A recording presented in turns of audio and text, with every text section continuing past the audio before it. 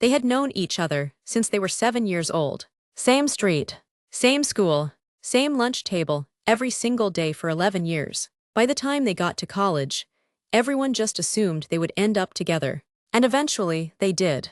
But not before each of them had spent years carrying something they could not say out loud. Something that would have changed everything if either of them had been brave enough to say it first. This is the story of Jordan and Callie. And it is not a love story. Or rather, it is not only a love story. It is a story about the things we hide from the people who know us best. And what happens when two secrets find each other in the same room on the same night. Jordan Mitchell was the kind of person everyone wanted to be around. Easy smile, quick laughs. He and Callie Reed had grown up 3 houses apart on the same quiet street in Columbus, Ohio. She was the first friend he ever had. He was the first person she ever trusted completely. They had gone through everything together. First days, last days, graduations, funerals, job applications, rejections. By the time they were both working at the same marketing firm in Chicago, the same firm they had both applied to independently without telling each other, their friends had stopped being surprised by the coincidences. They just called it inevitable. Jordan proposed on a Sunday evening in December.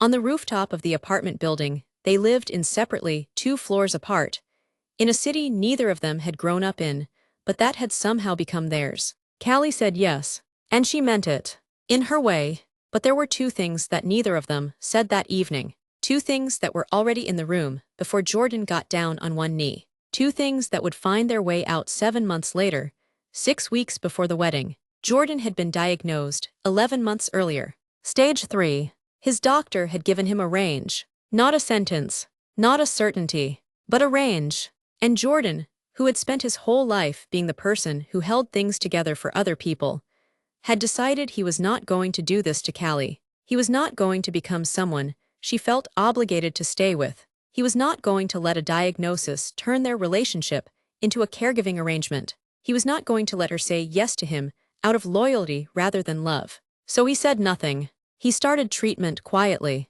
He scheduled appointments around work. He managed the exhaustion with careful planning and very good excuses. And on a Sunday evening in December, he proposed to the woman he had loved his whole life, while carrying something that could take that life within 3 years. And Callie said yes, while carrying something of her own. Marcus Webb had been Jordan's best friend since freshman year of college. He was the 3rd person in their circle, the one who showed up at every birthday, the one who helped Jordan pick out the ring, the one who was already confirmed as best man. And Callie had been in love with him for 4 years. Not instead of Jordan.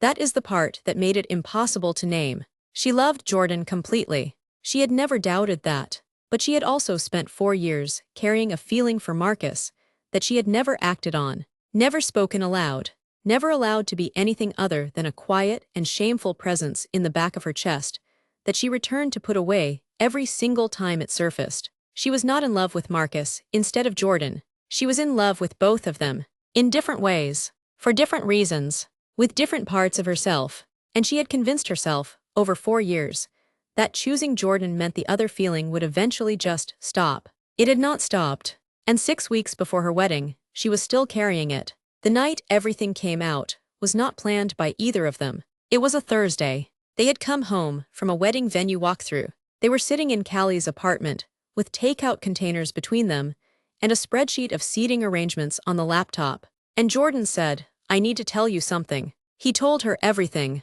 The diagnosis, the 11 months of treatment, the prognosis that had actually improved significantly. But the fact remained that he had carried this through the entire engagement without telling her. He said, "I did not tell you because I did not want you to say yes for the wrong reasons. I did not want to be something you stayed for out of obligation. I wanted you to choose me, freely, knowing nothing." Callie listened to all of it. She sat very still, and when he finished, she did not cry. She did not reach for his hand. She looked at him for a long moment, and then she said, "Jordan, I have something to tell you too." She told him about Marcus. Not everything, just enough. She told him that she had feelings she had never acted on, and had spent 4 years trying to make disappear. She told him she had said yes on that rooftop because she loved him. And that was true. But she also said, "I do not think I have been fully honest about everything I am feeling." And if you just told me the truth about something you carried for 11 months, then I owe you mine. The takeout went cold. The seating chart stayed open on the laptop. They sat across from each other in the apartment they both knew so well. And they were quiet for a long time. Not with anger, not with accusations, just with the particular silence that fills a room when two people who love each other realize at the same moment that love alone is not always enough. They called off the wedding 3 days later. Quietly, without drama, without blame assigned publicly to either of them. The people who asked were told simply, "We realized we needed different things." Which was true, just not the whole truth. Marcus found out 6 months later, not from Callie, from Jordan, who called him on a Saturday morning and said, "I need to tell you something. And I need you to know that I am not telling you because I want you to do anything about it. I am telling you because you are my best friend, and I am done keeping things from people I love." Jordan finished his treatment 8 months after the engagement ended. His last scan came back clean. He celebrated by taking a solo trip to Portugal, something he had always wanted to do, something he had always found a reason to postpone. He came back with a tan and a notebook full of ideas for a business he had been too afraid to start. He started it. It is doing well. He is doing well. Callie transferred to her company's Seattle office 4 months after the engagement ended. She needed distance from Chicago, from the apartment building, from the rooftop, from the seating chart she had closed and never opened again. She and Marcus have not spoken romantically. She says she is not sure those feelings were ever really about Marcus specifically. She says she thinks they were about a version of her life she was afraid to want.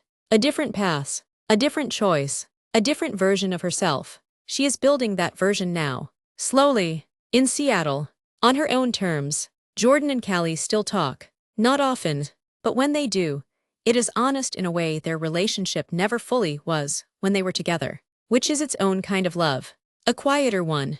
A more truthful one. The kind that can only exist after two people have told each other everything they were afraid to say. Jordan at his desk. His company taking shape. The ideas from the notebook becoming real. His business plan. His vision. No longer postponed. 2 cities. 2 people. Both building something better in their own. The street where it all started. Where they were 7 years old. Where none of this had happened yet. Before you go, I want to ask you something. Have you ever loved someone completely and still kept something from them that you knew would change everything? Not out of cruelty, but out of protection, or fear, or the belief that some truths are easier left unspoken? Leave your answer in the comments, because I think more people are sitting with that question right now than anyone realizes. And I think Jordan and Callie's story is proof that the truth, even when it costs you everything you planned, is still better than the alternative. If this story stayed with you, hit subscribe. Every week on Quiet Reckoning, one real story, one truth, one reckoning. The next story is already on your screen. I will see you there.